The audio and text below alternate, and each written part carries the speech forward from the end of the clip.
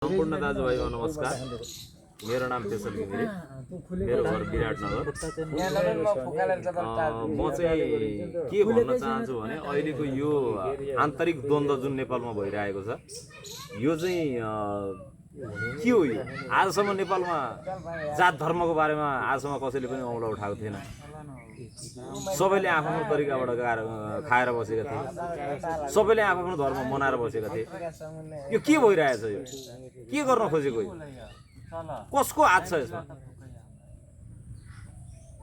नेपाललाई कुन बाटोमा लान खोजेको? अब यसरी नै दाजुभाइ भिडाउने हो? अब यसरी नै मारकाट गराउने हो? अब यसरी नै हिन्दू मुस्लिम अब क्रिस्चियनसँग थाल्ने हो?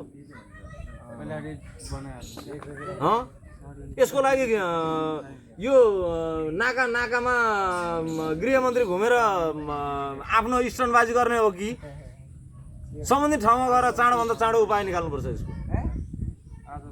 यो के हल्का घटना जस्तो लाग्छ? हिन्दू मुस्लिमको भनेको इन्डियामा के छ? हामीले इतिहास हेरेको छैन? इतिहासमा हेरौँ त, हिन्दू र मुस्लिमको के भएको छ इन्डियामा? त्यस्तोसम्म हुन्छ? आफ्नो धर्म भनेको कस्तो मान्छ मान्छेले? आजसम्म नेपालमा धर्मको युद्ध एउटा पनि भएको छैन भने धर्मको युद्ध कसले सुरु गरायो? त्यसको पूर्ण रूपमा छानबिन हुनुपर्छ, पर्दैन? हिजो प्रहरी प्रवक्ताबाट एउटा एन्सर आयो। एन्सर के आयो? हामी जनतालाई टाइम पासमा मूर्ख बनाउने? त्यो एन्सरमा के छ हामी सबैले बुझ्न सक्छौँ होला। त्यसमा के सत्यता छ? हामीले सुन्न चाहेको चिज के छ त्यसमा? हामीले सुन्न चाहेको चिज त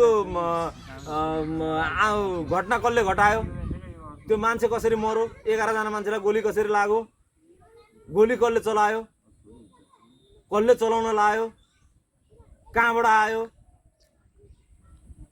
केबाट भयो, कसरी भयो, यो कुराको चाहिँ हामीले पत्ता लगाउनु पर्ने होइन? सरकारले पहिले पत्ता लगाउनु पर्ने होइन? कि यसरी ठाउँ ठाउँ चोक चोकमा अहिले तपाईँ पूर्व हेर्नुहोस्, पूर्व सबै व्यस्त छ। केमा व्यस्त छ? सबै हिन्दू र मुस्लिमको हिन्दू बचाऊ, हिन्दू बचाऊ, हिन्दू बचाऊ, हिन्दू बचाऊ, हिन्दू बचाऊ। अब यही तरिकाले सबैभरि सबै मिडिया सबै उसले अब यसरी नै सबै जनताको दिमाग भुटिदिने हो भनेदेखि त आज 50 ठाउँमा छ भने भोलि 70 ठाउँमा हुन्छ। के फेरि नेपालमा जेनजी आन्दोलन गर्ने भयो? यति सबै थोक सक्ने हो फेरि? छेडी रिचको आवाजले गर्दाखेरि सबैलाई सक्ने? यसमा सरकारले ध्यान दिनु पर्दैन? टाइम पास गर्ने? यो हिजोको प्रहरी प्रधान कार्यालयबाट आएको सूचना अलिकति पनि मन परेको छैन मलाई, किनभने त्यहाँ स्पष्टीकरण राम्रोसँगले आएन। किनभने हामी जनताले अब यो कसैको पनि व्यक्तिगत घटना होइन, यो व्यक्तिगत घटना होइन, यो अब सामाजिक घटना, यो राष्ट्रिय घटना भइसकेको छ, एउटा धर्म बिचको घटना भइसकेको छ। यसलाई सरकारले हल्का रूपमा होइन, अलि ध्यान दिएर, अलि होस पुर्याएर, अलि संवेदनशील तरिकाले, अलि विचार पुर्याएर गर्नुपर्छ जस्तो लाग्छ मलाई चाहिँ।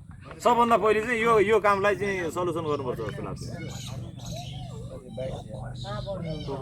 र अब यो काम भएन भनेदेखि अब हामी जनता आफैले काम यो सुरु गर्नुपर्ने अवस्था नआओस्। किनभने हामी त आफैले आफैमा सुरक्षित त भएनौँ।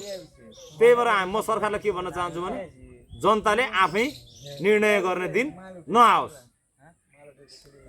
यति भन्दै म 2 शब्द टुङ्ग्याउन चाहन्छु। हस् त सबैलाई दाजुभाइले नमस्कार। जय नेपाल।